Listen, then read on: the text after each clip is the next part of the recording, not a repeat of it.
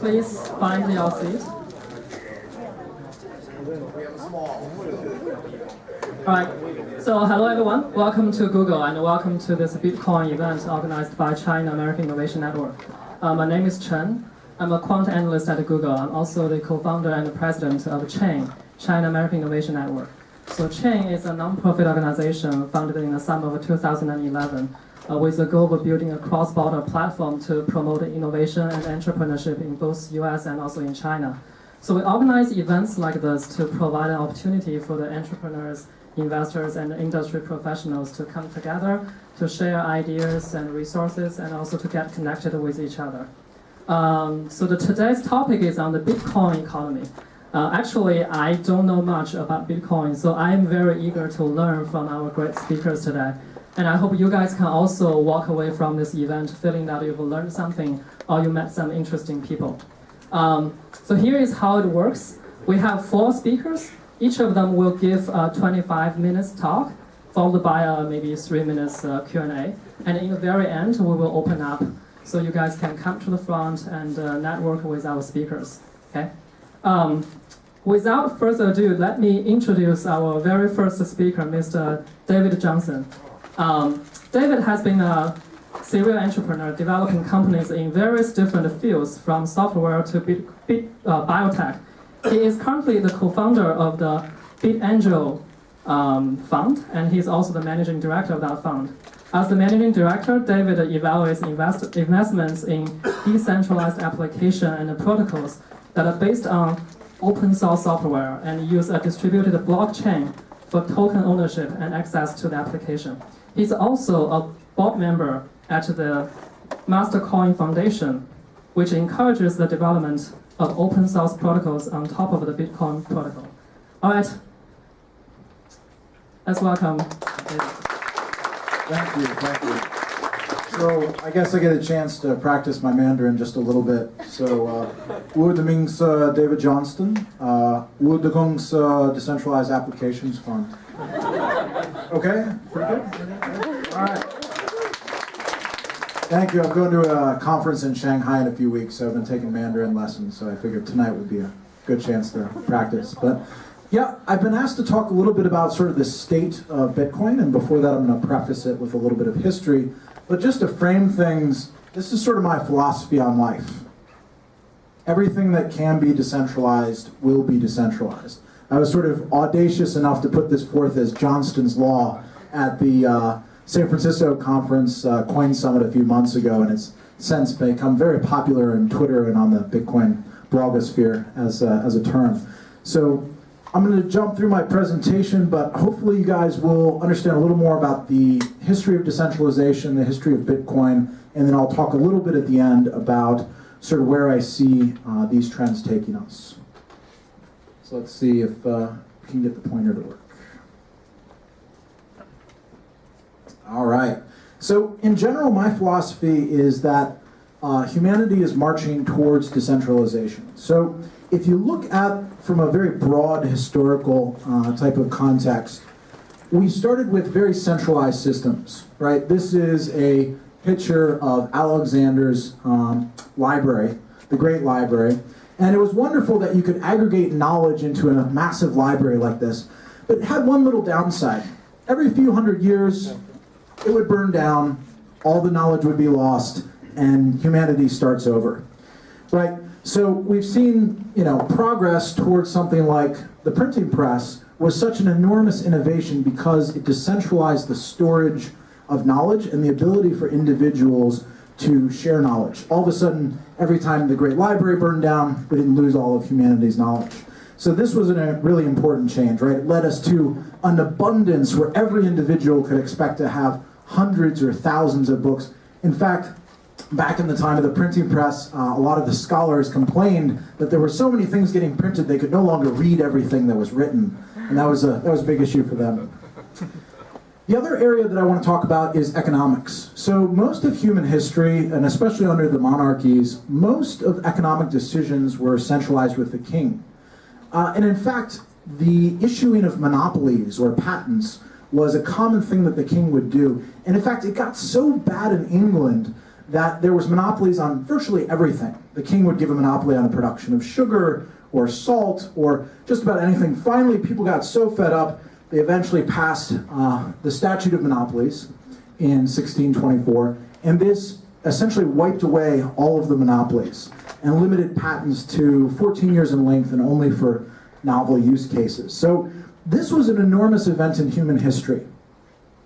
The idea that individuals could produce whatever they wanted and individuals would make a lot of the economic choices really led to the Industrial Revolution in the United Kingdom as opposed to any other jurisdiction. And of course that led to a huge increase in prosperity around the world. Shortly after the Industrial Revolution, we have the first really huge increase in both population and GDP, first in the UK, then in the United States, and then in other continents. And so we can take for granted the enormous abundance that comes from lots of actors in a system competing to provide a service. So this is another concept I want to convey, is that systems compete. We now live in a globalized world where every jurisdiction is competing for trade, they're competing for intelligence, they're competing for companies. And so we've come to a world where a lot of things are decentralized. Of course, we have the birth of the internet, which gives us the decentralization of communication, which is obviously a huge move towards a world where you have this huge explosion of information with social media and all these other facilities. But there's still one place where centralization still reigns high in its mighty throne, and that is central banking. Most of the world lives under a system where one of the most important economic indicators, the price of inflation, essentially the price at which you discount time and value, is set by a central institution. And this has some downsides. When the central institution sets the wrong rate and maybe puts too much currency in the system, it can lead to bubbles, and we have events like 2008, where there's a huge inflation in the housing market due to massive overlending, over-leveraging, and essentially you had a mismatch between the interest rate and what it should be. So Bitcoin comes along, and it's essentially a reaction at the height of the crisis in 2008, 2009 to this, where in fact the very first transaction, Satoshi Nakamoto put the hash for a front page of a newspaper, famously in 2009, on January 3rd, 2009. The front of the paper said, "Another bailout for the banks." And it's sort of his way of saying, you know, this is a response to this type of system. So the history of Bitcoin really starts in 2008 with Satoshi's original white paper titled "A Peer-to-Peer Electronic Cash System." And the brilliance of this paper cannot be understated. The idea of an electronic cash system had been around for decades. People had been talking about eCash and DigiCash for a long time, but they all suffered from the same problem. Somewhere on some central server, you had to trust that somebody wasn't messing with the records, or that if that server went down, all the records wouldn't be lost. And so all the attempts before Bitcoin had suffered from this bottleneck in infrastructure. What Satoshi proposed was a distributed system where everybody that had the Bitcoin software had a copy of all the transactions on the Bitcoin network. And all of a sudden, now you had a resilient system where every node can see the full history. If some of the nodes go down, no big deal. There are thousands of other nodes that have the history. And so he essentially solved a way to create a distributed ledger and a consensus mechanism where those nodes all agreed on the state of the world. So the first time, now we have time stamping, and we have the ability to confirm a particular transaction happened at a particular time and in a completely trustless environment. So it cannot be, this is definitely worth a read. It's only 8 or 9 pages long. If you have some time, I highly recommend reading the white paper. It's very enlightening. And so in 2009, Satoshi released the first Bitcoin client. And this is basically a simple software implementation to allow the average person to download the Bitcoin client and it implemented his vision that he outlined in the white paper. Essentially, it lets you receive and send Bitcoins. And this is extremely early, where people weren't paying attention to Bitcoins yet, and it seemed like sort of just a little plaything. There wasn't much value per Bitcoin. It essentially didn't have a price at the time. And so people popped around, playing around with the technology, until about 2010. We have what's become known as the $1 million pizza. This is widely recognized as the first transaction on the Bitcoin network. In 2010, somebody from Florida posted on the forums, "I would like to buy a pizza with Bitcoin." And a gentleman in the UK used his credit card and said, "All right, I'll buy you a pizza. I'll take 10,000 Bitcoins for my pizza." So he ordered him Papa John's. It showed up at his house, and the guy from Florida sent the guy from the UK 10,000 Bitcoins. Of course, that's now worth about $5 million at current Bitcoin prices. So, and I do actually know the gentleman. He kept all of those Bitcoins, so very, very wise. So that was essentially the very beginning of people actually using Bitcoin for transactions. In 2011, the first Bitcoin exchanges started emerging, and now all of a sudden, instead of trades in the forums, people set up formal exchanges where you could trade dollars or euros or yen for Bitcoin. And this is essentially when Bitcoin started first having a price. And in 2011, for the first time, it hit $1 per Bitcoin. So that was a big milestone. Later, the next year after that, crossed $30 for the first time, and then in 2013 crossed $100 for the first time, and then late 2013 crossed $600 for the first time. So 2012 was marked by Bitcoin maturing as a payment network. Processors like BitPay emerged that now process more than 40,000 merchants transactions. There are now hundreds of millions of dollars crossing the Bitcoin network. And essentially this was services that made it easy for merchants to accept Bitcoin. So if somebody says, well, you should accept Bitcoin, the first question a merchant would ask was, well, I don't want to take the risk of the price. And this was Bitcoin's answer to that. Well, you don't have to take any currency risk. Just take Bitcoin. The merchant service will sell the Bitcoin for you on the exchange, and it will hand you fiat currency. So now you've gotten the dollars, but you didn't have to pay Visa in between. So maybe you saved 3, 4, 5%. And more importantly, for online merchants, you avoided fraud, you avoided chargebacks, sort of all the problems with the existing financial system. So this was really attractive, and people started moving lots of money through the Bitcoin system.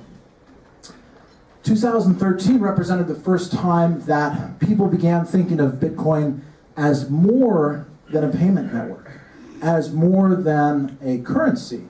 But they actually realized, oh, we can store all sorts of information in the Bitcoin blockchain. So in early 2013, one of the first protocols to emerge is called the Master Protocol.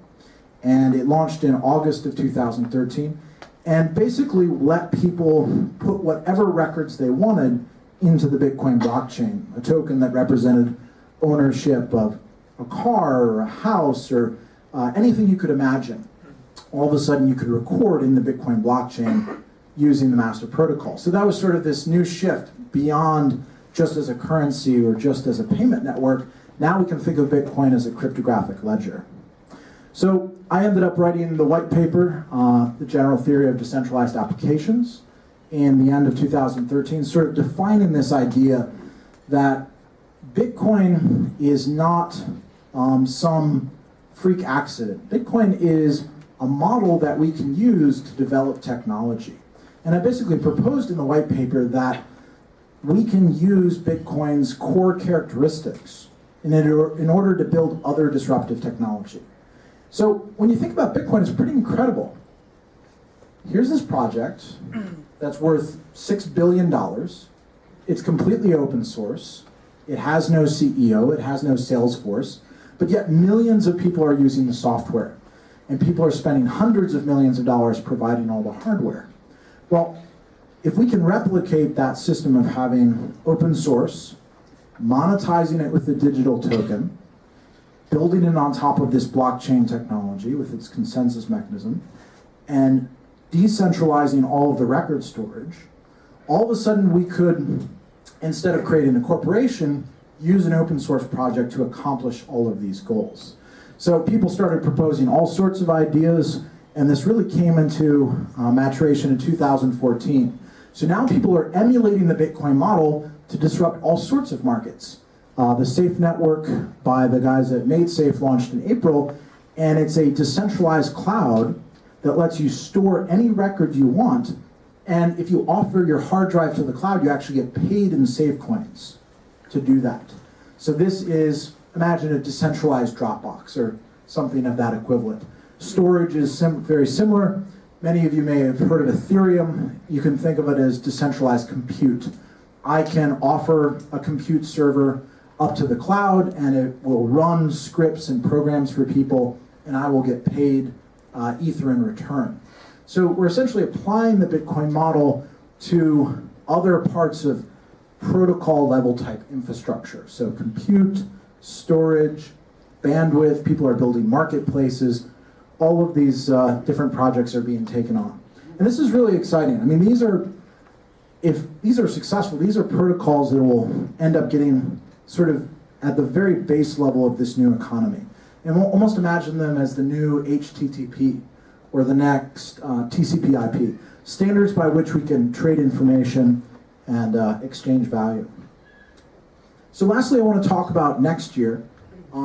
These are the three most important people in Bitcoin today. Paul Snow, Peter Todd, and Adam Back. So the big challenge left for Bitcoin is to scale the Bitcoin blockchain. Take it from something that can handle tens or hundreds or thousands of transactions and make it where it can handle millions of transactions, tens of millions of transactions. And so these three gentlemen have probably the most interesting proposals around how to expand the Bitcoin blockchain technology. Tree Chains is a proposal by Peter Todd to basically let people create their own rules around how their blockchain will work. Shorter block times, faster speeds. Notary Chains by Paul Snow in the middle is basically a service that lets anybody take a transaction that happens off the Bitcoin blockchain and merge that record into the Bitcoin blockchain. And he could do this with thousands or even tens of thousands of records and merge those into the blockchain using the same level of security, but doing those transactions very quickly off the blockchain. Sidechains by Adam Back, who actually invented Hashcash. This is the algorithm that Bitcoin is based on. I mean, this guy's a cryptographic genius, definitely worth following if you haven't been following his work. Sidechains is essentially, again, another protocol that lets you build your own mini Bitcoin blockchain and do different rules, different structures for storing all of those records. So these are extremely interesting projects moving forward. So again, I think what all this leads to, again with my basic philosophy, is that I really do believe in the future the majority of human economic activity will be done through decentralized applications. And what I mean by that is we're going to cut out all of the middlemen. Bitcoin represents a cutting out of the middlemen. In today's financial infrastructure, I have to have a trusted party. A bank, a payment processor, somebody that I have to trust with the money, an exchange that I have to hold with my account. This represents removing that from the system. And so any financial system today that gets paid millions or billions of dollars essentially to act as that trusted party is going to be extremely disruptive in the next 5-10 years as this goes into mass market, because all of a sudden I don't need that trusted third party.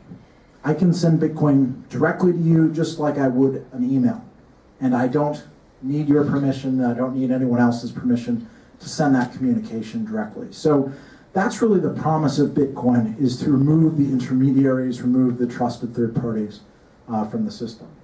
So what I get to do day by day is basically be a venture capitalist. We invest exclusively in open source projects that have their own token, that are using the Bitcoin blockchain technology and have their own consensus mechanism. So we're one of the first venture capitalists ever, not only to raise our entire fund in cryptocurrency, we didn't take any dollars, but we're also investing in all as cryptocurrency, and we're taking all of our returns in the form of these digital tokens. So we don't have any interest in equity. We don't have any interest in shares. Well, you ask, well, how are you going to make any money?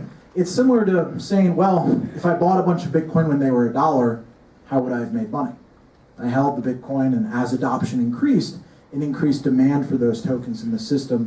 Today, Bitcoins are $450, $500. So the economics are the same. Imagine in the race to zero, we're going to zero, we're open sourcing it, and this is the most frictionless way to monetize that open source.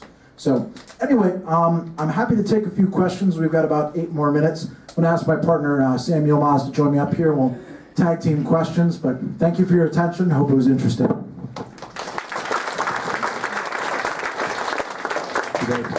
That was very informative. And hello, everybody. This is Sam. Glad to be here. Wanted to step in and help field some questions. Any questions? Hi. Latency, can you sort of scope that out for us a little bit? You're targeting sort of industrial enterprise application services. Right. And where are we in the resolution of latency issues to address that market? Basically the latency issue is due to the time it takes to confirm a Bitcoin transaction.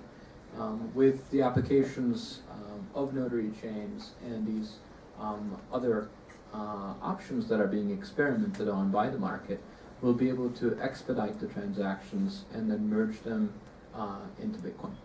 You want to explicate that?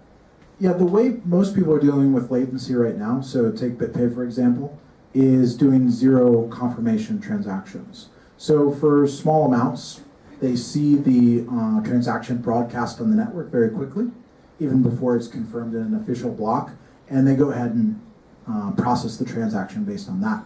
Of course, if you were moving more than a small amount of money, it makes sense to wait for at least one confirmation, which is typically 5 to 10 minutes. But some people wait up until even 5 or 6 confirmations. Basically, the more times the network confirms it, the sort of more solid that transaction becomes. The network has grown so large at this point. Just to put it in context, Bitcoin network recently passed a yottabyte in network hashing power cumulative over its history. So it's by far the world's largest distributed network. So there haven't been a lot of, or any instances of sort of people breaking the protocol because of the size of the network at this point makes it cost prohibitive. You would need billions of dollars and a lot of hardware to basically fake a very small transaction. So the answer is twofold. People do it now for smaller amounts on no confirmations, wait longer for larger confirmations. But as Sam pointed out, the real future is these off-blockchain services like tree chains, side chains, or notary chains, where it can be cryptographically audited that the server is doing exactly what it says it's doing, and then the record of that transaction can be merged permanently into the blockchain. So you're sort of bootstrapping off of the security of the Bitcoin blockchain, if you will.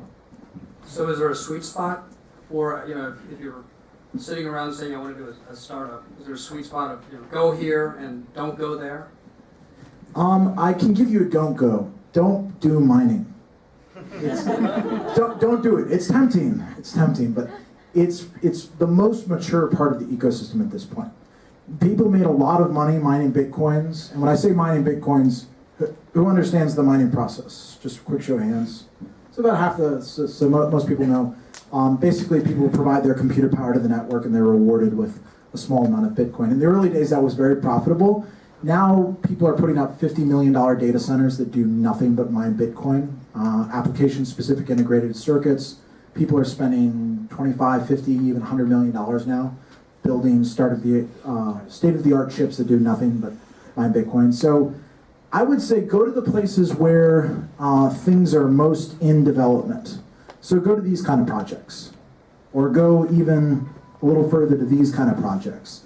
These guys are, a year ago they were at a white paper. Now each of these projects has raised $10 million plus of capital, all from people buying their tokens. They didn't even bother going to VCs or selling shares. There is no company, they're just open protocols. So I would go to these infrastructure level protocols that are really shaping sort of these big new services. Thanks. Cool. Any other questions? In the meantime, I could explicate a little bit further on that. Sure, let's take the next question. Hey, I'm just want to know how about this, all the copies like the linked coin and some other copies, any chance for them? So it's really a function of the network effect, where the health and viability of the coin is a function of how many transactions are actually hosted by the whole network, and how much value can you exchange in the network. So if the market cap of a token is fairly small, the ability of the users to host large transactions is significantly decreased without shaking the price. So market cap is an important function. The other is the safety and security of the network. When you have more mining power donated for mining in the network, then you end up with a much more secure network where a fake output is much less likely and that much more expensive. So I think well, for those reasons, and also for merchants accepting these coins where the value of a currency is a function of what you can buy with it, there will be an increasing kinetic barrier for new users to get into new and altcoins. Best analogy I can use is if you were going to buy a fax machine, and one model is interoperable with 10 other fax machines, and this other model is interoperable with 10 million other fax machines, you would buy the fax machine that can fax 10 million other models. And that's why protocols tend to be really sticky, and the network effect is really powerful here. Bitcoin's so far ahead. The only exception I make, and so that's speaking to people that are just cloning Bitcoin as a payment network, I think it's very unlikely that they'll overtake it. But the exception is people that are doing something different than Bitcoin.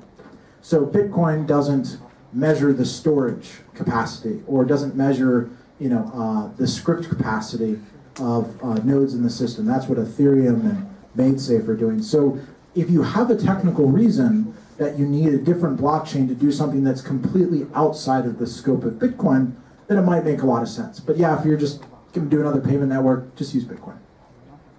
But at that point, it becomes an additional value add, an additional service that's provided by that coin. So it's not a strictly altcoin that just forks Bitcoin for a simple variable. I think we have one more question. Great. Do we have any other questions?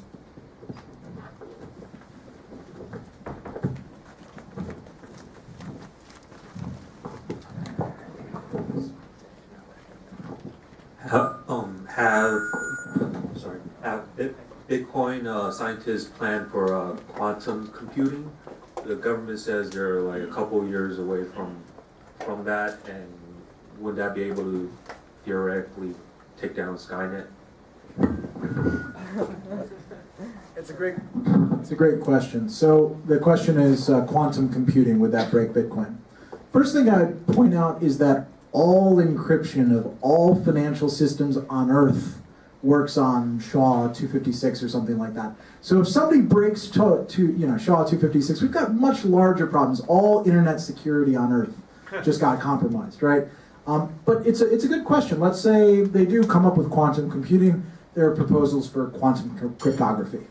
So I expect that cryptography will keep pace with whatever the computational improvements are over the next few decades. And so it's an endless arms race, right? We're always increasing the amount of the encryption, or moving to quantum encryption, or whatever the case. I don't worry about it too much. In fact, it may make the Bitcoin even more secure because the Bitcoin network will then just have that much more hashing power applied to it. Ultimately, how much money are people willing to spend to increase the security of the network? Then that'll be the ultimate security level. But it's a good question. Thank you, everybody.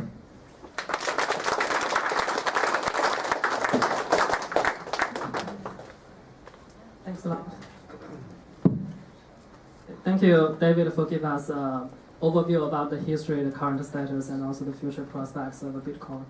Our next speaker is actually a personal good friend of mine, Tom Ding. So he is a founder and CEO of Coinify, a crypto funding and governance platform enabling people to crowdfund, build, and run projects together through breakthrough technologies like smart contract and cryptographic ledger. Previously, Tom was a senior product manager at eBay, where he led the merchant platform and Asian Pacific shipping solutions. He graduated in computer science at the age of 14 as one of the youngest college graduates in China and acquired his MBA degree at the age of 20, so basically a genius. Let's welcome Tom Ding.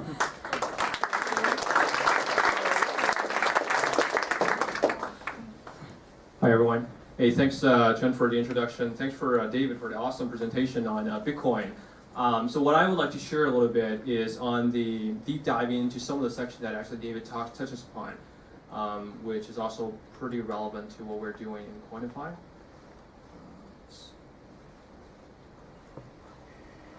So the title of the presentation is The Future of Corporation. So corporation is a fairly abstract concept, but it's really very much in our daily life, right? Everything that we touch upon, from your food, your livings, to internet services we use, are all run by a corporation in a modern world. But we probably have taken that for too much for granted for a while, that we stopped thinking about what corporation itself can involve and what are the possibilities there in a corporation. I get into Bitcoin probably about a year, a lot later than probably David and the other guys in the miners, so we didn't get the cheap Bitcoin at the time. But at the moment I read the Satoshi's paper, I was just so excited about, you haven't read this kind of thing for a very long time. Like, if you stay in the IT industry for a while, you're starting to see a lot of patterns. Like, for example, in e-commerce world, I used to work with eBay for 4 years. You could almost, sleep in 2008 and wake up 4 years later without seeing much changes other than faster shipping speed and more selection, basically. But Bitcoin is really the first fundamental breakthrough that I see. It's so exciting that I literally quit my job in a month and talking about this is something I really want to work on. So yeah, so Chen talked about my histories. I worked with eBay, previously with Alibaba. This is my second startup, and I think a very interesting one. So let's talk about corporation. Where does corporation start? What is corporation? Corporation is, when you think about it at its roots, it's really about a collection of individuals trying to pursue a certain economic activities, and that's usually the maximization of profits most of the time. But it's also solving a really interesting problem of human. If you were to think human as a product design, human has a couple flaws by design. There's a lot of interesting property. There's one design flaw, it does not have eternal life, right? So you always have a lifespan, and human is a fragile individual. Which means in a business context, whenever you deal business with someone, you have a contract with someone, you can't rely on that human being to exist forever. There's a lot of life events could happen. So people basically come up with this solution. Why don't we have a corporation? And that is basically a mental construct or legal construct of a bunch of individuals. Could be as small as one, but that legal entity potentially could exist forever, theoretically. And that in all the contracts and all the legal responsibility could fall on that legal construct instead of dealing with a specific human being. So I think that's basically what's the origin of corporation.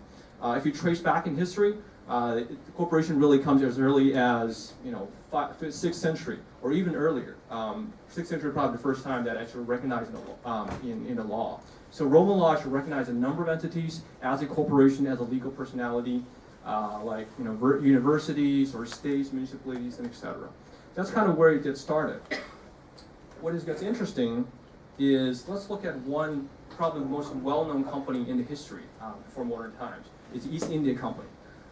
Started with Dutch East India Company and then British East India Company. What they do is primarily arrive from the need for trading, right? So there's just interesting business opportunity that the merchants see. To trade basically spice, pepper, silk, tea, whatever, with the Asian territory. But the problem with that is it's a very interesting business opportunity. It's something that venture capital, modern capital, would be definitely interested. The only problem with that, it's even more riskier than modern startups. It fails more than modern startups. They could do 10 voyages and none of them would basically crash and come back with no one. So you need a lot of bootstrap capital, you need a lot of risk, which means you have to do multiple voyages in order to have enough healthy portfolio that would get back your initial investments. So every, just give an idea, every voyage would cost anywhere from 20 to 30,000 pounds at the time, which is very expensive. So what they end up doing is, hey, why don't we start a corporation? And we're going to pool money together from the wealthy individuals. We're going to start a legal entity, and we're going to apply for a license, which at the time actually is required, that you have to get a license, private act, passed by the Queen or the King in order to start a company. So they end up doing extremely well. They become the most successful, I think, corporation at the time. They raised more than 1.6 million pounds in public offering. They also end up control most of the India. So that's interesting about the historical corporation. They not just have economic activities, but they also control private army. So that's kind of interesting, which you can't do today, I guess.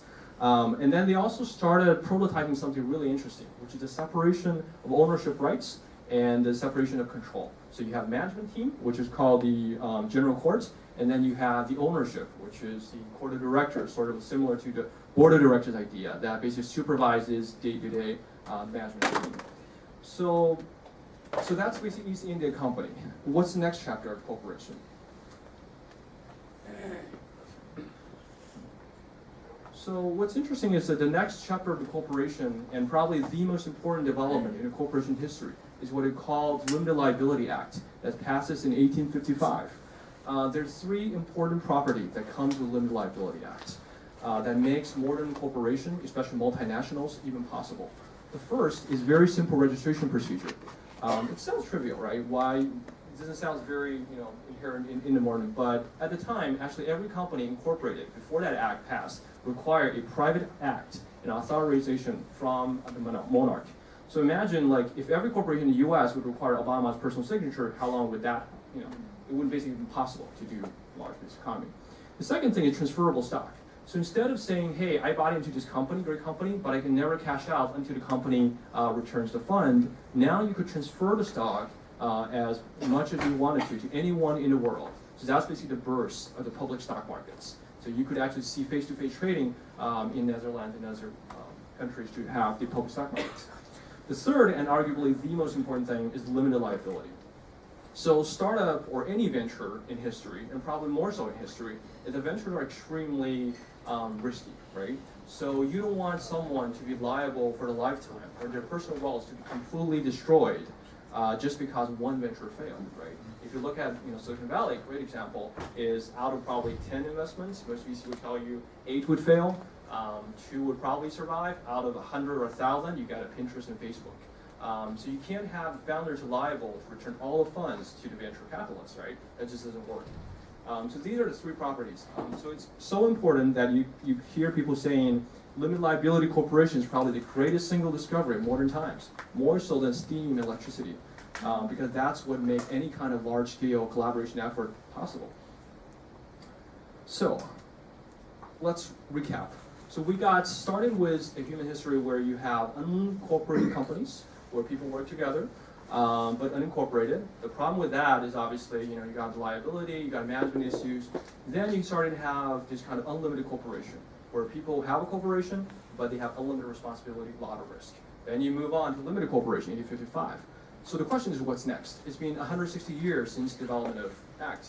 And I think the Bitcoin really enabled a new type of very interesting possibilities that just wasn't possible before. And David actually touches upon some of that. So, and the two specific things I want to talk about is decentralized autonomous corporation and smart corporation. Decentralized autonomous corporation, to some degree, I think, is similar or at least overlapping with dApps, and we're going to do a little bit more of that. Before we go into the details of that, let's talk about what exactly is the technology that is so powerful that makes it possible to do a new type of corporation that wasn't possible before in the last 160 years. There's two things. One is blockchain. What exactly is blockchain? Blockchain is basically a ledger, but there are two interesting properties that makes it really interesting. One is immutable ledger. It's an immutable ledger. So traditionally, we always have databases, right? So we have MySQL database, PostgreSQL, whatever, Oracle database. They have been there for a long time. The problem with them is we don't have a reliable enough database that we can trust completely without a third party. Today, you can only trust your bank that they're going to keep a good record, a consistent record of not stealing your money and manipulating your ledger. Now you don't have trust anymore. You have an immutable record. It's one way, I guess, my analogy for that would basically, it's almost like having a gauze camera recording everything that happened in the world. And you could always go to him and ask him, hey, what exactly happened at that moment in time? It's immutable, no one can change that. That's the power for that. The second thing I think is a decentralized API property. I guess all of you guys are familiar with the API concepts. It's basically application programming interface. So when you do, let's say, an Uber app, you don't have to rewrite the Google Maps. You can just call Google with one-line code, and you can reuse it. But before Bitcoin, all the APIs are centralized. It means you can only rely on Google. If Google shut down Google Maps API, they don't allow you to use it, then you just can't run your service anymore. Bitcoin is arguably, I think, the first decentralized API that you can always access without anyone's permission. And these two are proven to be really important and foundational to have something when we talk about corporation. You just can't rely on someone to do that. The other part, I think, is the proof of work. It's less important, actually, exactly proof of work, proof of stake, but more about it's a mechanism that kind of inspires the rest of the consensus region. Think about a corporation. We're talking about a lot of different actors. You have tons, thousands of shareholders in a corporation or more in a public trading company. You need a way to reach a consensus. And Bitcoin really, I think, inspires some of the interesting way of doing that. So basically two things, blockchain and consensus region, the two technologies. What that enables us, enables a new type of, completely new type of corporation, autonomous corporation. When you hear the term autonomous corporation, you might be thinking something like a robotic army being completely run by a corporation. We're not there yet. We're talking about something actually very, very pragmatic. And that is basically the definition of it is a corporation run without human involvement, or I should say human intervention, under the control of an incorruptible set of business rules. So basically you have a business model, and all these business models are written into code, instead of a CEO telling you what exactly we're going to do. And also, typically, in order to make sure it's transparent, it's implemented as a publicly available open source software. So everyone could go to the code and say, hey, is that your business model? Is that what we're expecting? Is that what we're investing? That's kind of a DAC. From that lens, interestingly, you could actually look at Bitcoin as a completely different way. You don't no longer think of it as a currency. You don't think of it as a payment network. You could think it as a corporation, of a payment network corporation that competes with Visa. And it's basically robotic, or not robotic, but artificial corporation, human corporation, competing against a autonomous corporation that doesn't take commands from the CEO. From that lens, you got miners who are really just employees. They're working for this gigantic corporation worth of $8 billion market cap. They're doing their job to verify and confirm transactions. And in return, they got paid.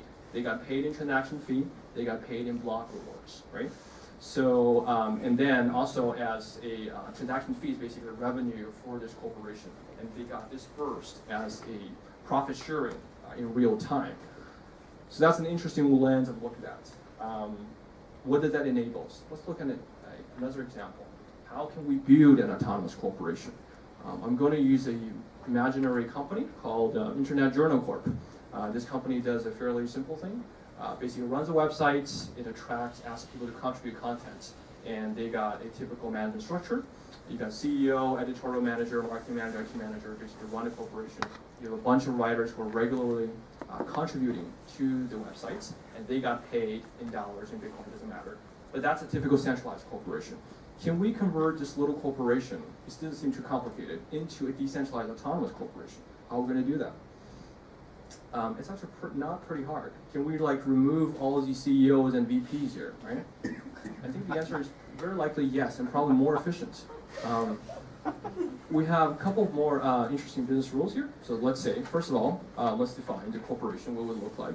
Authors would send content to this DJC, Decentralized Journal Corporation, to the blockchain, okay? So blockchain is a database. So basically you post all your articles to the database.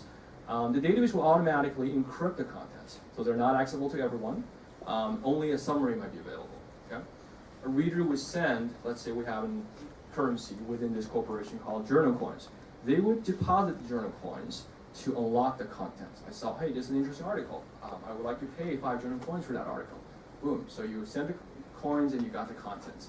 The moment you send in the revenue, the journal corporation written in code basically disperse these revenue to two parties. One is the author himself, right? He probably deserves most of the shares.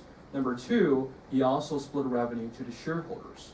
Shareholders is whoever who hold the journal coin. They're basically the shareholders in real time, right? So then you basically got a very efficient corporation. There's a graph here. Basically on the left side of the blockchain, the reader would send in the coins. Blockchain, the corporation would automatically pay out the writers and coin holders. So basically you got something much more efficient without imagining over the overhead. And also people, most importantly, people in this network are very well incentivized to actually promote the network and make sure that everyone, so now you got marketing guys basically decentralized, right? Every writer, every reader are basically a marketing manager and a finance manager to make sure that they are a success as a corporation. That's the power of, I think, decentralized. So if you were to summarize it, first of all, there's no corruption at the top. You no longer worry about how much bonus am I going to pay my CEO this year, right? You don't need to cap their salary. You don't worry about these stuff. You don't worry about office space. You don't worry about all these overheads and management. And secondly, as mentioned, everyone is incentivized. Everyone got a coin, and everyone who got a coin got dividends. So therefore, they are a shareholder, basically. They're extremely scalable. When you have 50,000 writers, you don't need to worry about renting an expensive office space in Palo Alto or Mountain View, right? You don't worry about these things. So therefore, with all of these combined, you got an extremely cost-efficient corporation that is competing. Imagine them competing against the IGC example. How much more, you got. So I think that's the power of the deck. So this is a really simple example. As a startup, but what are the other things that can really impact our economy? Here's a couple examples that I try to kind of do in a little thought experiment here.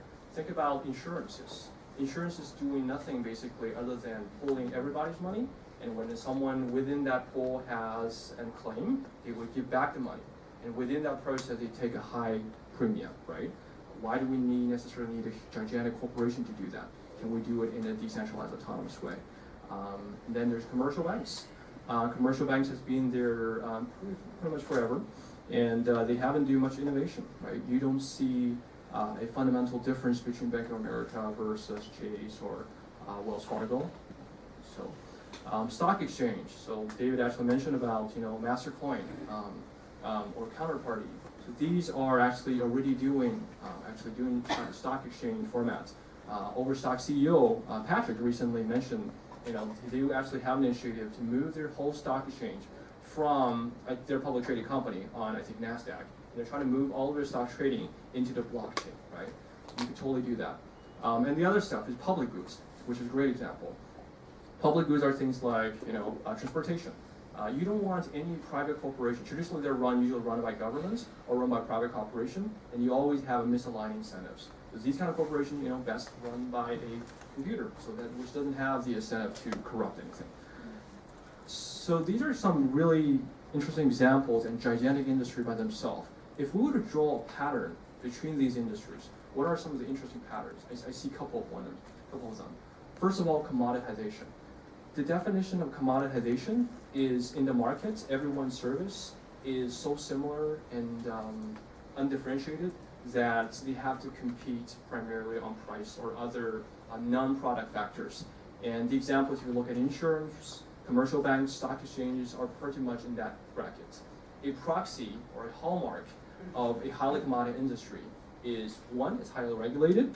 Number two, it's relationship driven. Whenever you hear something that's a very relationship driven industry, it's most likely because they can't differentiate anything other than relationship. So you have to come down to the relationship to decide which deal I'm going to get.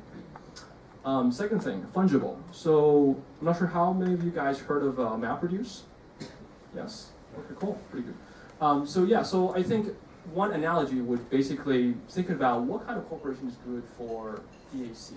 Is anything that can be easily fungible and dividable into subtasks, almost like in a MapReduce way. That's probably a pretty good use case for DAC. Thirdly, related to that, local maxima, which means that you don't need a gigantic corporation to coordinate all the activities in order to reach a global maximization. For example, Bitcoin is the best example. Every miner on their own try to find a local maximization, local actually minimization of their cost, such that as a network as a whole, it will benefit. These are good examples. It may not be true for some of the cases. For example, if you were to try to innovating like Google on driverless car, it may not be very fungible tasks. It's not like you can outsource each of the tasks to different 100,000 miners, right? Lastly, low profits, which is a good example for public goods. When you're running public goods, you either become extremely corrupt to take your profits, or you just have such a low profit that it doesn't incentivize anyone. So I think these are just a couple of the patterns that you see has the potential to be disrupted completely by DAC. Does DAC solve all the problem? I don't think so. And I think there's a lot of opportunities that are continuing to be driven primarily through human innovation, as actually having a CEO, actually having a VP, and set a long-term vision. So how are we going to solve that? Can we make them more efficient? My answer to that would be smart corporation. The idea of smart corporation is in contrast to the paper corporation. When you think about corporation, we talk about corporation being recognized in the law back in the 6th century. How are they defined? They're primarily defined on paper. And the way to think about legal system, one-way analogy, it's an API. It's an incredibly outdated and painfully slow and unpredictable API. Unpredictable being the biggest problem because you never know what is going to outcome until you go to the courts, right? It's a runtime API basically. So that's one way I would understand it. And the problem with these API is, the corporation has tons of risk. You never know the contract will be executed, especially when we're talking about cross-border transactions. You have different laws ruling that, so it becomes really inefficient. So I think the idea of smart corporation is basically, can we codify? Can we write in code so we make it a real time? So a simple definition would be, smart corporation is still a human corporation, like all the regular corporations do, and but the only difference is it bonds employees, investors, and other stakeholders primarily via a self-enforceable smart contracts. So all the business relationships are formed not based on a paper contract written by lawyers, but by smart contracts. For time being, I'll just go into one specific example of smart corporation. Funding. That's my favorite topic. I recently go through 2 rounds of funding. I actually have one of my investor here, so it'd be good to talk about this process. I spend probably not 6 months, but roughly 4 or 5 months trying to raise 2 rounds of funding, and we've been extremely lucky. That's taken 60% of my time. It's definitely worth it, it's necessary, but can we do a lot better? And also we spend more than 20K legal fee on, actually I think more than 30K if you add 2 rounds together. It's very expensive enforcement. So if I or any of the investors breach the contract, the only way is we're going to go to court, right? That's going to be extremely expensive. And lastly, it's a poor liquidity. They cannot cash out. They cannot either cash out. They cannot transfer it to anyone yet until you have liquidation events. So you have tons of problems with the traditional funding. If you were to do in a smart corporation, the way to do that is much simpler. You tokenize your shares. You do a crowd sale, which could take days or weeks. Ethereum, by the way, recently raised I think $16-17 million so far. Extremely efficient. All these people would send in a Bitcoin to an address. They get back the tokens. All these tokens prove an ownership in Ethereum. They don't need to sign any paperwork, right? If I'm paying just $5 for a tiny ownership in Ethereum, I don't want to sign 400 pages of legal documents. I don't want to deal with lawyers, right? So there's no legal fee. And the best part is auto-enforced. When you think about seed funding documents, I've been recently spent a lot of time reading these seed legal documents, and it's usually anywhere from 30 to 40 pages per investors. And the terms, when you look at it, is not very complicated. There are things like liquidation preference, 1x liquidation preference, meaning the investor gets a one-time return first in case the company gets sold or whatever, right? Bankrupt. That's a really simple, probably 5-line or 10-line code that can be just written in your corporation's bylaw as a smart corporation. And it's perfectly got enforced, right?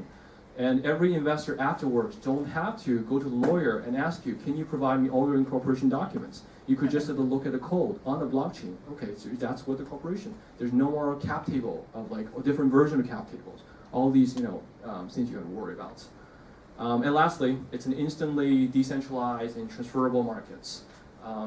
People might argue, hey, there's some having less liquidity might be good in startups, but that's totally solvable by having some smart contract limiting that as well. Let's say if you don't want anyone to dump your shares within a year, totally doable in smart contract blockchain. I hopefully that gives you a good idea of what is possible with a smart contract just for funding alone. But beyond that, you have tons of more possibilities. You could imagine the whole life cycle of a corporation completely living on blockchain. From incorporation, you no longer go to Delaware, state of Delaware, which spend $400, $800 asking your lawyer to draft documents. You just one mouse click. As simple as starting Kickstarter projects. Funding, employments, and what if you have global employees? Do you really need a legal entity everywhere? You don't need that. All you need is have a smart contract team. Customer development, et cetera, et cetera.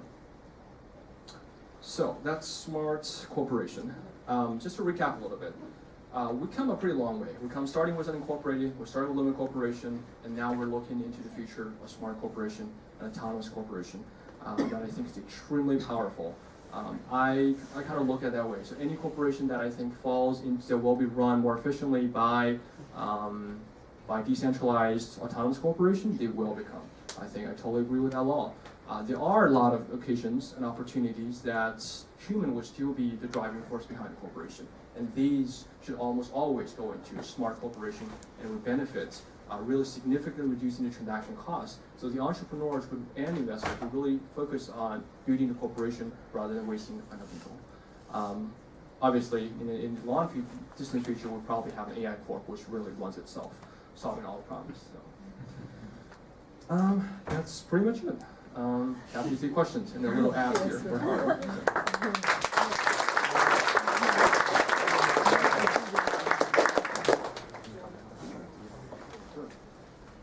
Any questions? For the company structure, what do you pay for the owner? Sorry, say again? For the smart company structure, like pay for Can you use the mic payout so that the audience can hear the question? It's like you pay out some money to the coin holder.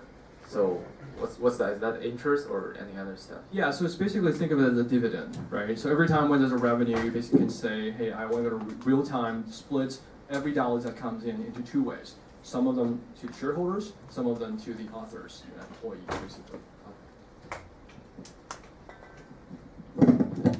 Sorry.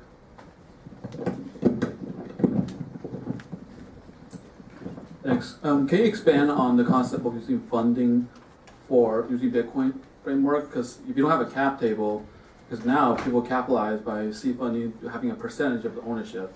If you just get one time your return, as a company grow, how do you get rewarded as a company grow? So maybe expand on that and maybe an example of company that's already doing this now.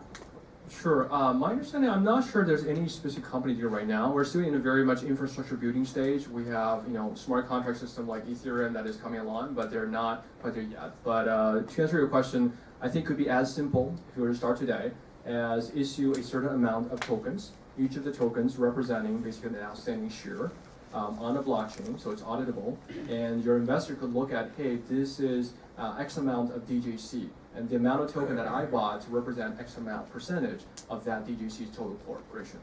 And then you could also, potentially put your, let's say, JavaScript code, a block of JavaScript code that says, hey, this is the cap table, this is the rules of this company, this is the bylaw of this company, and I could look at it and audit it if that's something I wanted to have, invest. So as the company expands, the original coins will get divided into smaller shares. That's how you get more. Sure, and transfer. then you can obviously issue more tokens, which will dilute the original shares, which is like typically what we do today anyway. Yeah.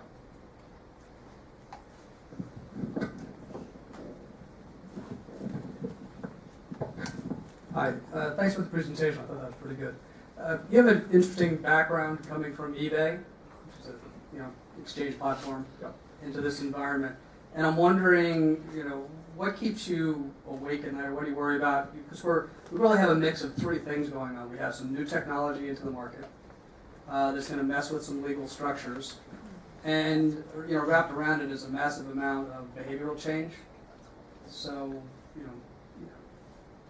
what are your thoughts there as far as What keeps me unexpected worried about- outcomes, things like that? I guess the bigger thing is really the legal hurdles. Like if you look at smart corporation, I don't think technology is very far away.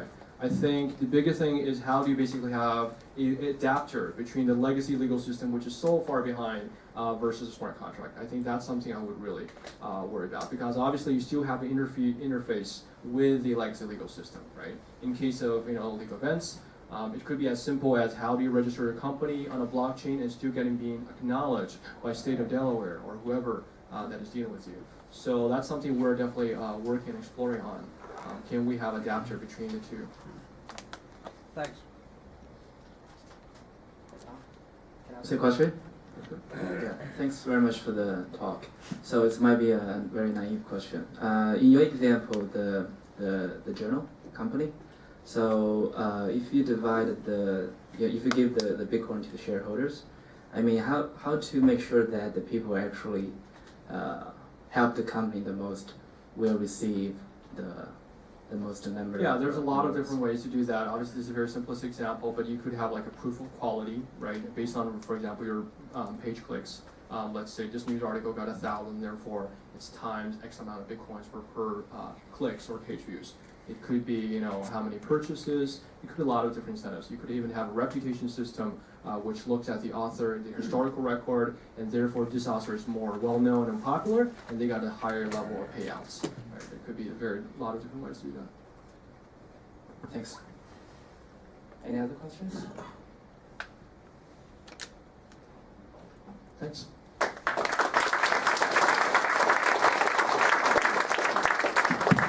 Thanks a lot, Tom. Really like the idea of decentralized cooperation. I'm just thinking if we decentralize Google, then we probably won't have this nice and free venue to host events like this. All right. Next speaker, his name is so complicated that I will just call him Srini. Srini is a passionate entrepreneur looking to bring efficiencies into supply chain. He has previously built risk management software at Salomon Bros, founded an e-commerce startup during the dot-com heyday, and played an entrepreneur in residence with a small fund. He enjoys hackathons and has done the executive program at Stanford Graduate School of Business. All right, so Srini will talk about applying blockchain technology in supply chain. Let's welcome.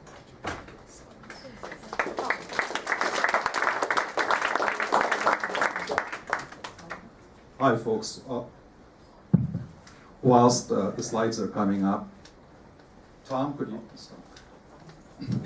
So we've just heard from David, and he's given us a really good run-through of, the genius of Satoshi. We've heard about smart corporations and a different way of sort of thinking about the usage of this new technology. So what I'm going to do is come at it from a whole different angle and talk to you about applications of the blockchain. You could think of what notary chains, tree chains, side chains, smart contract chains, distributed autonomous corporation chains, and you can think of DRM chains, for example, identity chains. You can think of DNS chains. So I'm going to talk to you about the SKU chain or the SKU chain. SKU stands for the stock keeping unit. The reason I'm going to talk to you about this is because this is one of the things that affects all of us on a daily basis, and it sort of shows you the power of this new sort of technology.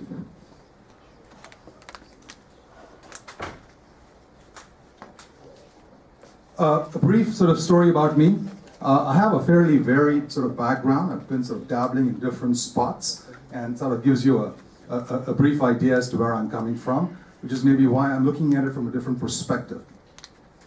So let's talk about the supply chain. When you hear the word supply chain, you think of a person called Edward Deming. He was a mathematical physicist. He was a statistician, an electrical engineer, and he has been credited to be the inspiration for Japan's post-war economic miracle. Japan sort of went through this massive increase in productivity in the 70s and the 80s. A lot of it is because of this gentleman. What he did was he came up with a concept of something called total quality management. Now, there's a lot of complicated stuff there. I don't want to go through that, but I just want to tell you there are books and books on management written about this gentleman's work. It comes down to one simple thing. He said, if you focus on quality, your costs go down. But if you focus on getting your costs go down, your quality goes down and your costs actually rise. That's really something very simple and counterintuitive. However, it was what the Japanese took to heart, and they built this massive logistics supply chain with literally a just-in-time inventory that sort of helped them gain dramatic productivity in the marketplace. So let's talk about the blockchain. Now, you heard a lot about the blockchain, but I want to talk about specifically the Byzantine general and double spend problem.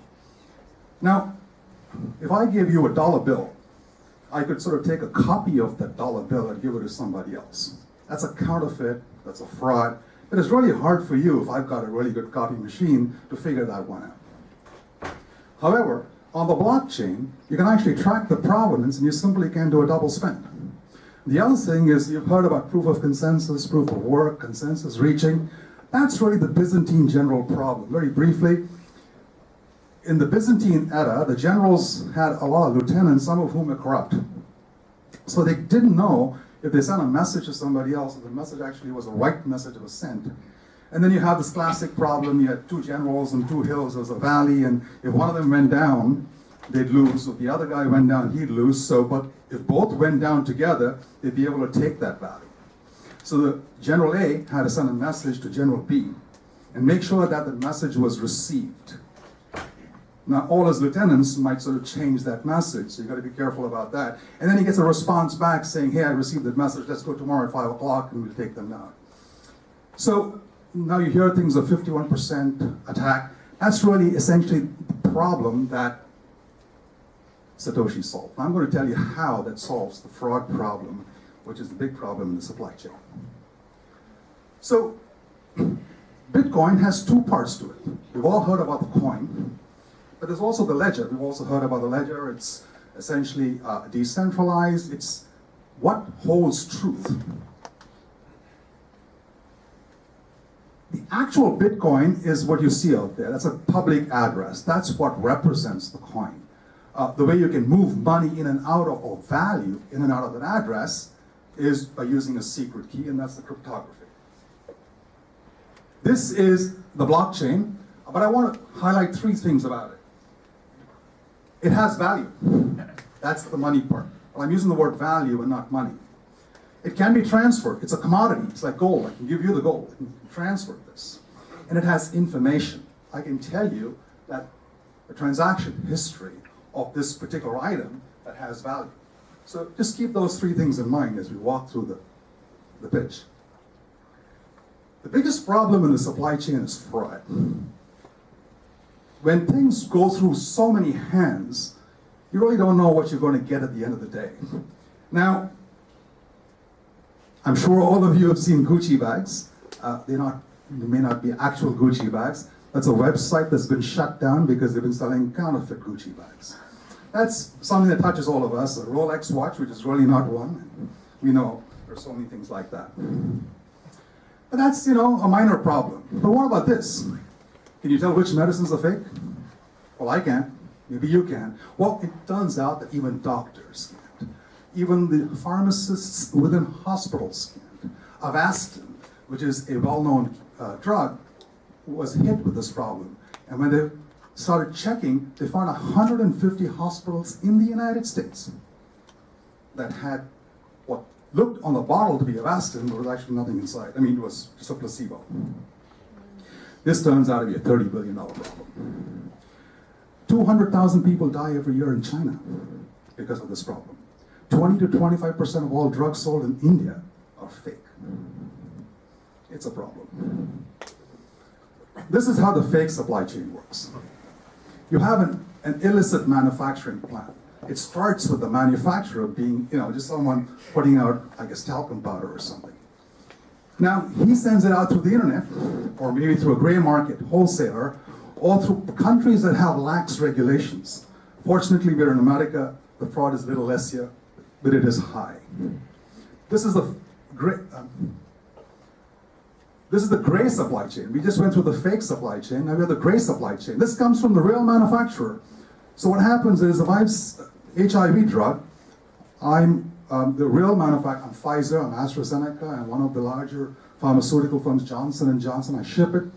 There are some wholesalers in the middle who might say, hey, let me take that liquid and pour water. I double that liquid and I sell it now in diluted form.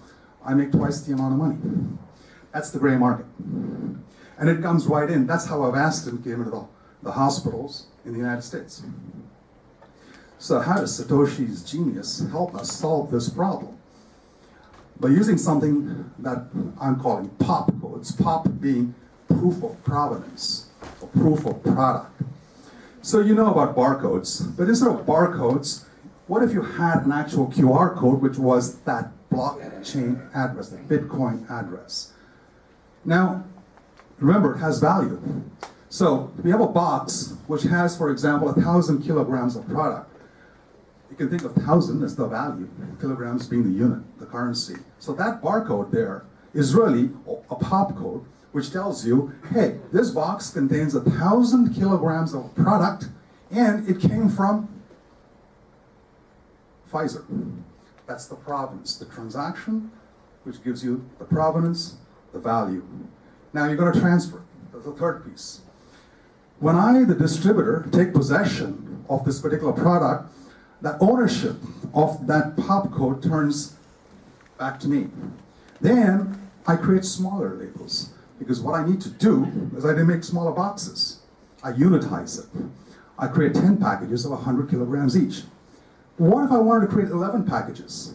I wouldn't get 11 labels because I can only get 10 valid labels from the SKU chain, which is a blockchain that's going to govern the transaction. So if I started off with a value of 1,000, I could only get 10 outputs of 100 each. I can't get 11. So now what I have is boxes which have labels, which effectively are POP codes that can prove its provenance and value across the blockchain. I'm the retailer. I take possession. Think of it as CVS Pharmacy or Walgreens or somebody like that. And then when I sit back and say, aha, is this a valid POP code? And if it is, I essentially consume it. Now, the next person who has a fake of that would sort of see it's a counterfeit because there's no value in it. It has already been consumed. Unlike a US dollar, which can be copied, this is the double spend problem, remember, of the blockchain. Now, you're the consumer. Now, think of the milk powder scandal in China and how Fonteta lost over $1 billion, and besides the number of people who died and all the confusion it caused. So you walk into a supermarket in China and you pull out your phone and you check the POP code and you verify it. That's simple. SKU chain, the blockchain for SKUs, becomes the trust authority. This is an application of the blockchain. And this is one application. You can think of all the different verticals within which the blockchain technology can be used for profit. There are so many adjacent markets. Art. You know, is that a Monet? I don't know. Let's check the POP code. Luxury goods. Gucci? I don't know. Artisanal. Now think about farm-to-table provenance. You know, I want to know, hey, where did that water for that hint come from? Did it actually come from Polar Springs? Well, let me just check. That's the provenance chain. I'm drinking this glass of wine. Where did the grapes come from? Where did that actual bottle come from? Where did the cork come from? I could find out all that information simply by just checking the POP code. Medical devices. I mean, is that heart defibrillator really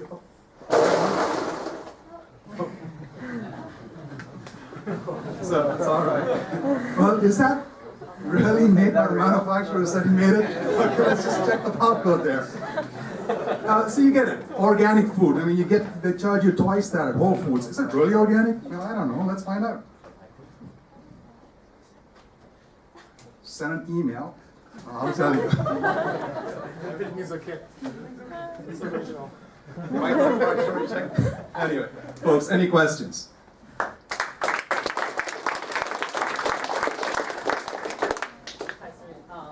I have a question. Maybe I just missed something. If the counterfeit product also replicate the POP code, and if the customer scans the POP code on the counterfeit product, how would you prevent the potential? So this is the double spend issue that Satoshi brings up. You think of it as a dollar bill, and that POP code is really a dollar bill. once you use up that dollar bill, it's used.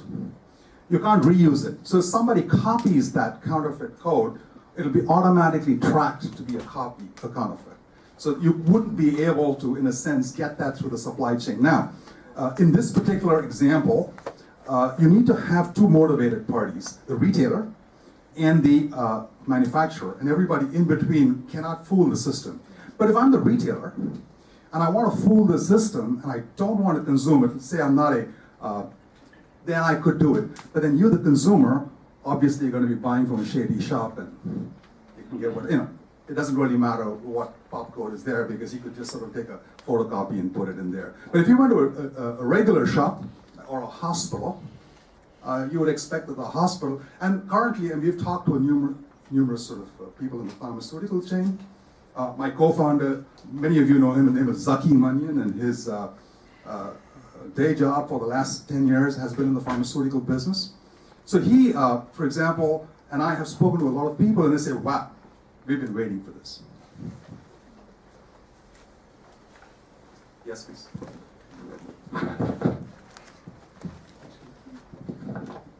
Hi, I have a question about the pop code you mentioned. How you would attach that to organic products, like for example, chicken, tomatoes? So, eventually it's going to have to be a label, right? So there's a concept of physically unclonable function of puff. In fact, Namecoin has a protocol for it. But the actual physical product has in it, and they typically tend to be in these kinds of semiconductor chips. And otherwise, so we can't get at the product level. We assume that the labeling, or the person who created the label, up to that we can sort of prove that it had provenance. But say the person created a label and put it on a fake product. That's not what the pop code can do. Oh, okay, so you're saying the pop code will be attached to like a box or basket or something? That is right. It's a label. How about like artwork? Would you put it like back of the painting? Think of a barcode, yes. Like a serial number or barcode, exactly. Or, if I'm, I guess, a good artist, I can paint it. Paint it. I think painted inside sounds better, Yeah, because instead of a if you signature. put it back of it, like someone would Because like if you to peel copy it it- off and put it on a new artwork, right? No, but that's a double spend.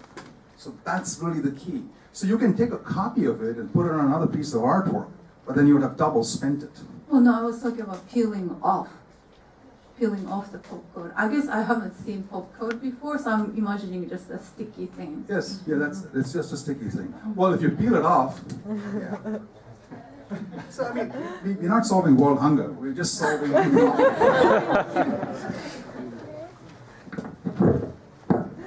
I look like there one issue with this. If I have get some goods with popcorn, then I just take the goods, then make fake one, attach original popcorn, give to you. You can do it once. There's a double spend. No, Think about I keep everything I have, then you get a fake one. You just But how many fake ones can you make? there's one fake one, yeah. But then, if I take it from you, then you're the shady guy. So it is possible for a shady player at the leaf of the chain, a shady manufacturer, Okay. and or a shady retailer.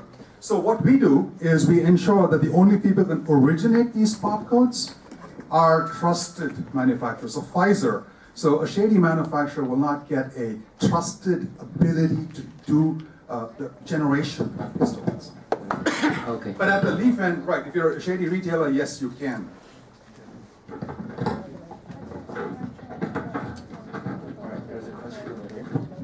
Yes.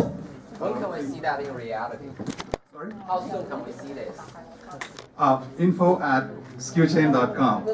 We are actually working on it as we speak. Exactly. In 5 I'd years, say, 10 years? okay, well, we are, so I was the winner of the Hackadoge. Zaki and I were the winners of the Hackadoge competition at, that is the Dogecoin Hackathon. We did something called Coin Blaster, which actually integrated a lot of these technologies. And we are maturing our technology on using this Coin Blaster.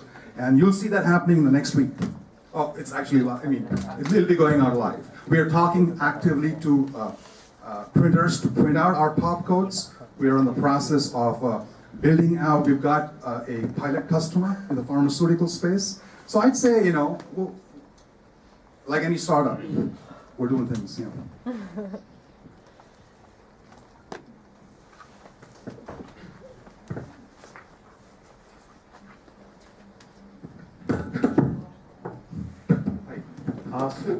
how is this actually decentralized if you are the organization assigning trust to a particular company? The originator of the tokens has to be. The question was, how are we decentralized? If we are decentralized across the supply chain just as much as the supply chain is decentralized. What we are not is we decide who the miners are. We're using a form of DPoS, delegated proof of stake, which is really another type of proof. So we delegate that these individuals, Pfizer, AstraZeneca, Glaxo, Johnson & Johnson, have the ability, have the right to mine new coins. But everything else is decentralized. Okay, so we should trust you in some level. That is, yes. Because, no, there's a bigger problem. No, I'll tell you why. No, it's an important question that he brings up. So, Edward Snowden has created this issue of identity. So the problem of identity has not been solved. So what you really need, if you don't want to trust me, you're going to have to trust somebody's identity. Because then I could say I'm Pfizer, and I'm not Pfizer. So today, that problem has not been solved. We're the next Satoshi to solve that problem. Satoshi didn't solve the identity problem. But you're getting close, lots of work is happening there. Thank you.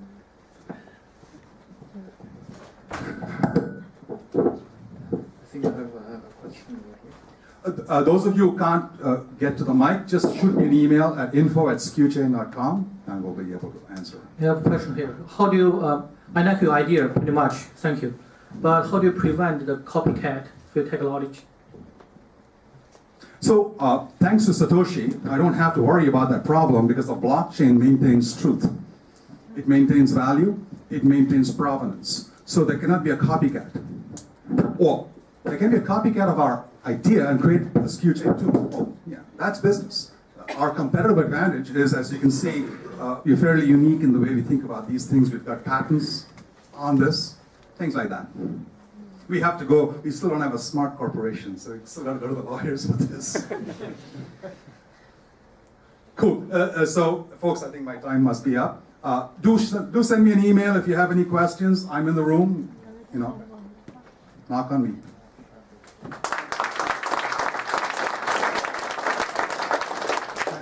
Thank you very much, Srini. It's very intriguing to actually apply the blockchain technology in the supply chain of physical goods. Our very last speaker is Brandon Goldman. Brandon Goldman works on products and services that help people use the digital currency in the real world. Brandon entered the digital currency space in early 2013 when he created the Bitcoin arbitrage trading bot. Previously, Brandon was one of the first dozen employees at Box.com, where he worked as a software engineer. Later, he was the VP of engineering at Miso Media, a music education technology company in Los Angeles. Brandon will talk about the top 5 things holding Bitcoin back from going mainstream. So it's a little bit of a different perspective. Let's hear from Brandon.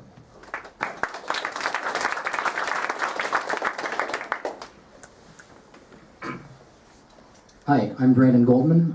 I'm the co-founder and CEO of FreshPay, and I'm going to talk about the top 5 things holding Bitcoin back from going mainstream and how to solve them. Bitcoin is to money what the internet was to information. It's a new type of currency. Most people use fiat currency in the form of paper money or credit cards. It's an innovative technology. The blockchain is one of the best inventions ever created. It's a fast-growing economy. Bitcoin is growing at an unprecedented rate. The first transaction was something like 10,000 coins for a pizza. At its peak, 1 Bitcoin could buy at least 100 pizzas. Bitcoin is world-changing, but it's not mainstream yet. What will it take to get Bitcoin mainstream? Let's start by looking at the growth. The digital currencies market is exploding. In January of 2013, there were about 78,000 Bitcoin users in the United States at about $14 per coin, making a total value of $144 million. In June of this year, there were about 2.1 million Bitcoin users in the US at about $6.75 per coin, with a total value of almost $9 billion. That's pretty good growth. Bitcoin might have its ups and downs, but it's growing in the long run. It was at a high point late last year of about $1,200 per coin. How many coins did you buy at or around 1,200 thinking it would go higher? I actually bought some coins at over $1,000. It's not quite as high now as it was then, but it will eventually, and it will exceed that. How can we facilitate further growth in the Bitcoin economy? It's very difficult to buy, spend, and use Bitcoins in the real world. Here are what I consider to be the top 5 things holding Bitcoin back from going mainstream.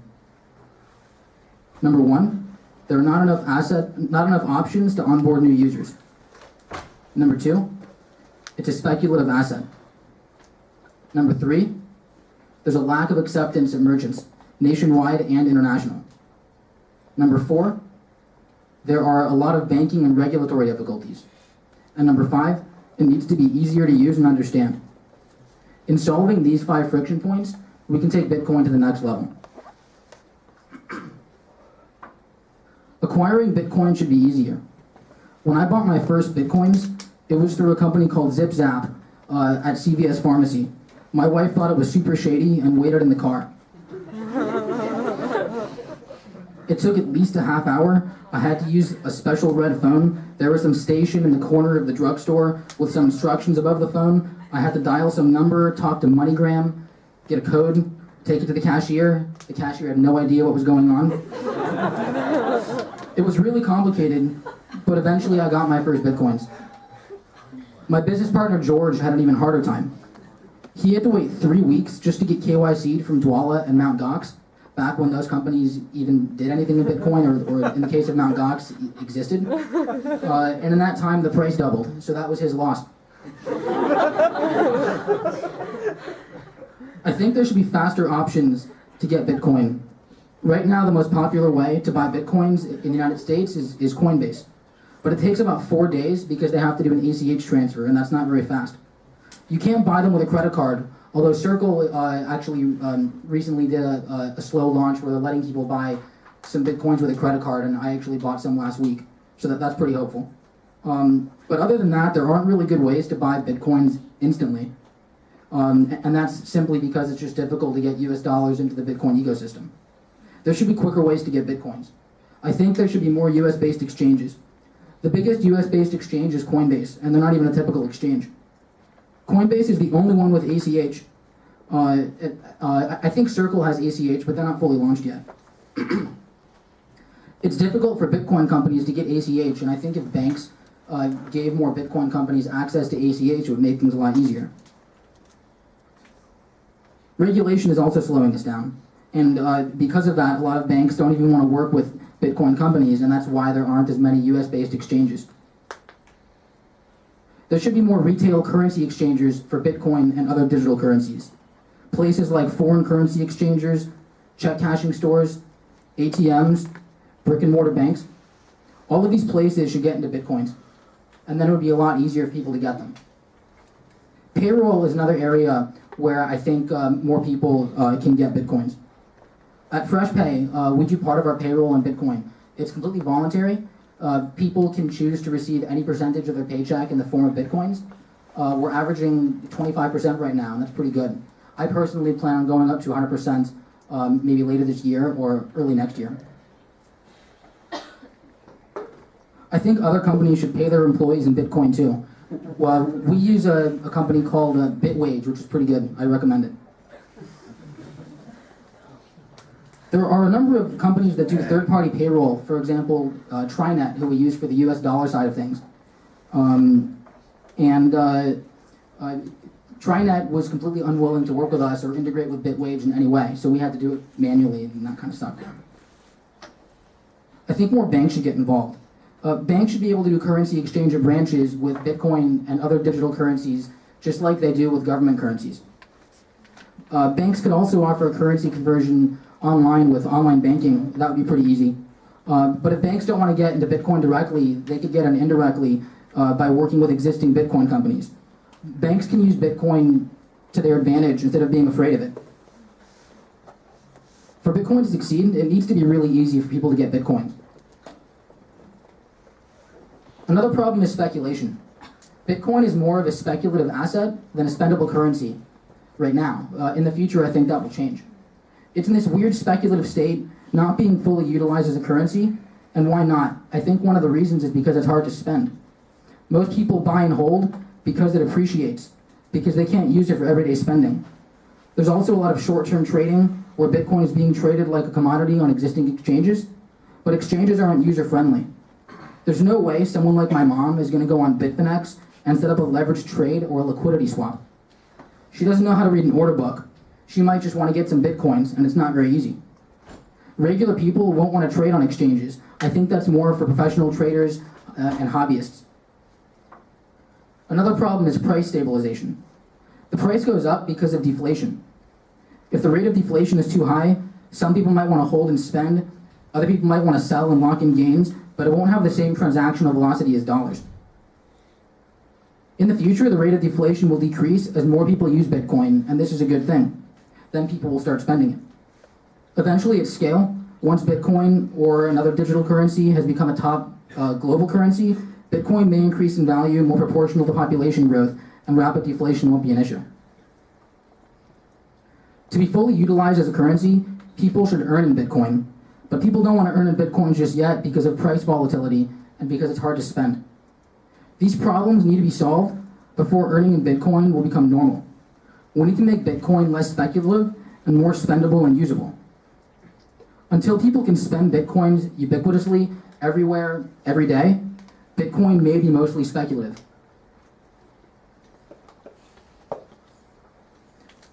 I think spending Bitcoin is the biggest problem in Bitcoin today.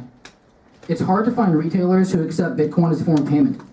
People want to be able to spend their Bitcoins at McDonald's, Burger King, Taco Bell, Pizza Hut, and every other fast food place that sells food that will kill you before they can consider Bitcoin to be mainstream. Until this problem is solved, Bitcoin will not be fully mainstream. People want to spend, but they can't because most merchants don't take Bitcoin. If they did, maybe more people would be able to spend them. People should be able to spend their Bitcoins anywhere for everyday spending, at Starbucks, their favorite restaurant, at the mall. Spend Bitcoin just like any other major currency. People should also be able to use Bitcoin to pay for fixed expenses and bills, like mortgage, rent, insurance, medical bills, utilities, the DMV. Maybe you can even pay your taxes in Bitcoin one day.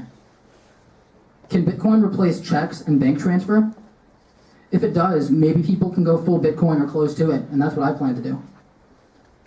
There are Bitcoin merchant processors that help merchants accept Bitcoin, companies like Coinbase, BitPay, and GoCoin. They're doing great work by signing up lots of merchants very quickly, and it's only a matter of time before Bitcoin reaches full market penetration for merchants, but that could be 5 or 10 years away or even more. There are millions of merchants out there, and I think there's less than 100,000 merchants that accept Bitcoin. There's still huge growth for these companies, but I think it needs to grow faster. There should be more competition in this space to sign up merchants at a faster rate. At the retail point of sale, there are a ton of companies that create hardware and software for merchants to take US dollars. These companies can also get into Bitcoin. Maybe newer companies like Square would be a really good candidate to do so. If a company like that started taking Bitcoin at the merchant level, they could sign up thousands of merchants overnight, or maybe even a large multiple of that number. Bitcoin needs to be able to be spent anywhere, for anything, just like dollars.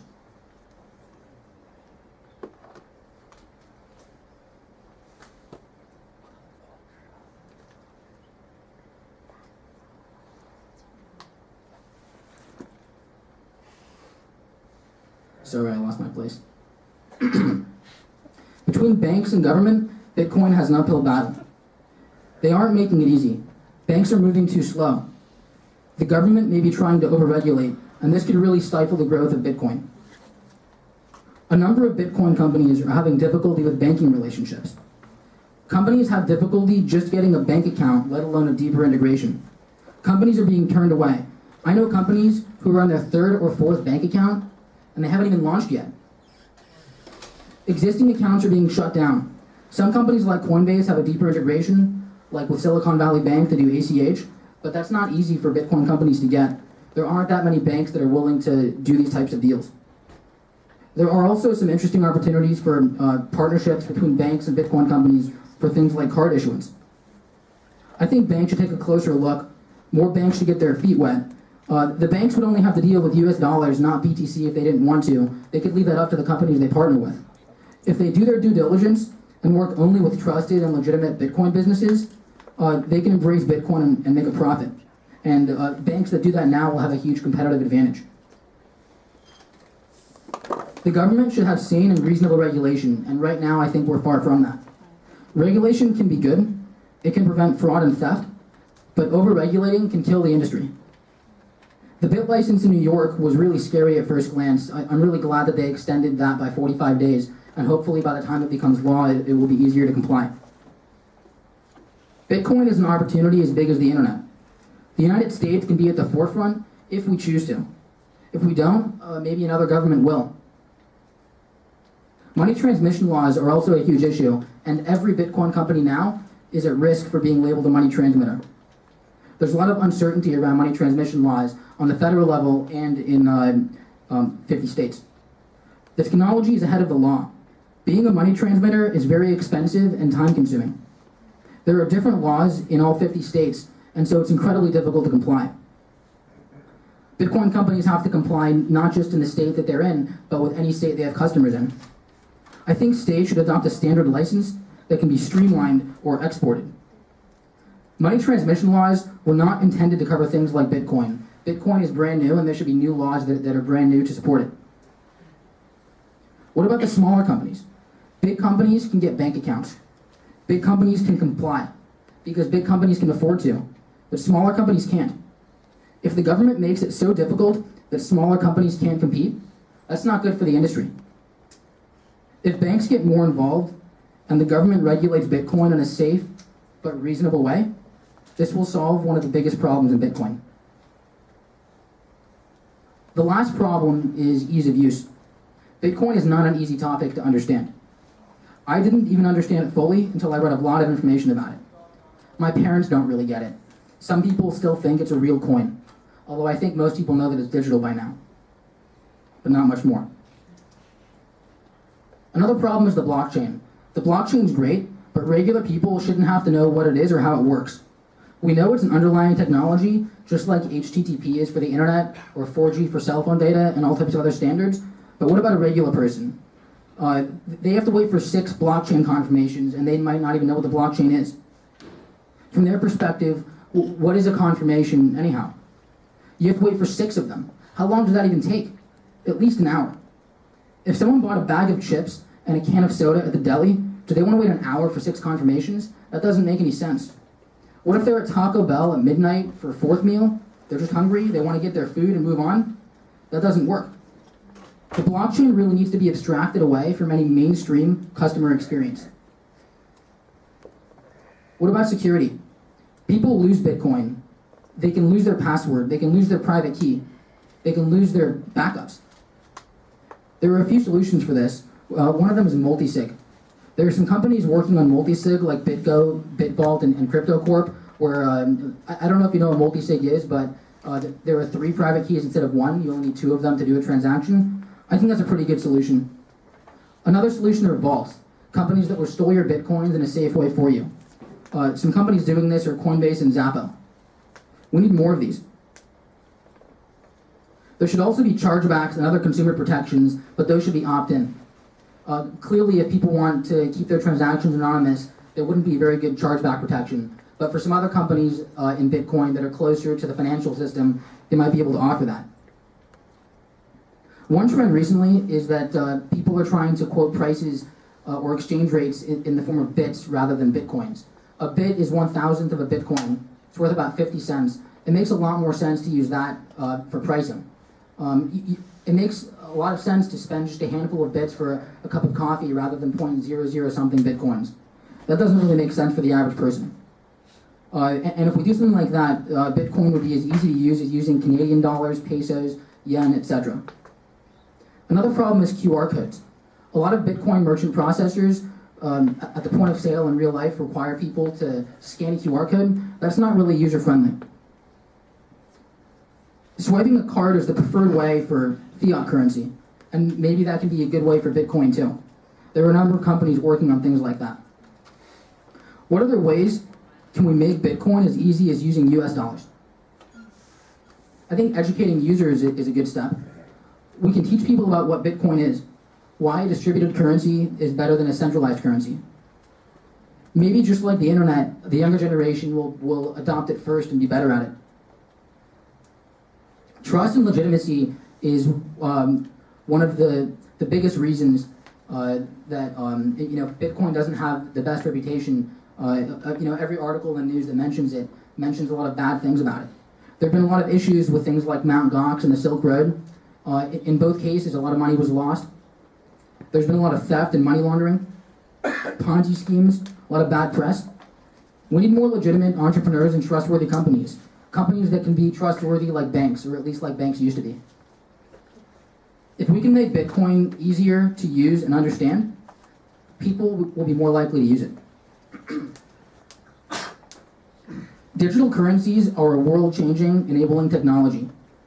Bitcoin might not be the winner, although I think it has a great chance, but digital currencies in general are not going away, and I think they never will. Digital currencies are causing a paradigm shift. The internet is to communication what Bitcoin is to money. In the present, we all use the internet. But what about 20 years ago? Maybe some of us are old enough to remember what life was like before the internet, even though it was a long time ago. And life was a lot more difficult. The internet's made things a lot easier. In the future, people might think the same thing about Bitcoin. In 20 years from now, or 30 years from now, people might say, what did you guys do before Bitcoin or digital currencies? That seems kind of archaic. I think the Bitcoin economy needs more investment. There have been a number of large funding rounds that are really good, maybe about a dozen in the range of $10 million or more. But we need more funding for small companies, more angel and seed rounds. I think it'll come, hopefully sooner rather than later. In the future, people won't even know they're using Bitcoin in many cases. Just like web browsers, people don't know that necessarily they're using HTTP or TCP/IP. They just know they're accessing websites. Just like the internet enabled online shopping, social networks, and email, Bitcoin can enable a number of other new things as well. There'll be a number of new and innovative consumer finance products, things like trustless escrow services, credit cards, loans. In the future, you might even be able to pay other people in Bitcoin in outer space. There will probably be some service for intergalactic money transfer, and maybe it might be powered by Bitcoins. Is SpacePay.com taken yet? Maybe we should change our company name to SpacePay. But that's outer space and it's far in the future. Let's get back down to Earth. Bitcoin has the opportunity to become a major global currency. It might not replace US dollars or other currencies, but it could become as big as gold and maybe even a lot bigger. Bitcoin can become a major distributed currency not run by any government or organization, but that is used worldwide in a mainstream way. I think Bitcoin will become mainstream. It's just a matter of time. Thank you for listening, and I'm happy to answer any questions.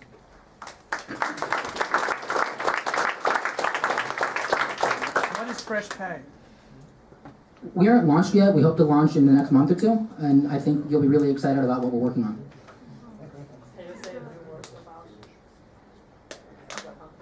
Sure. So we're working on a number of products and services that help people use digital currencies like Bitcoin in the real world, ways that will make it easier to spend.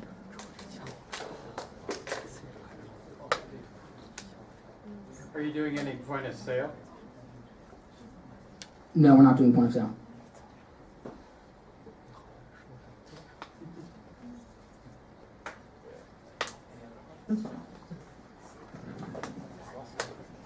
All right, let's thank our speaker, Brandon.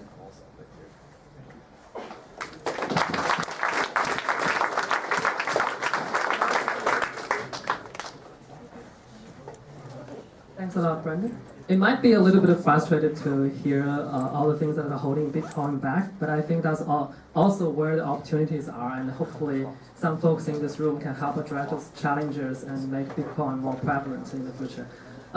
Okay, so that's it. That's all the talks we have tonight. Let's give a final round of applause to our speakers.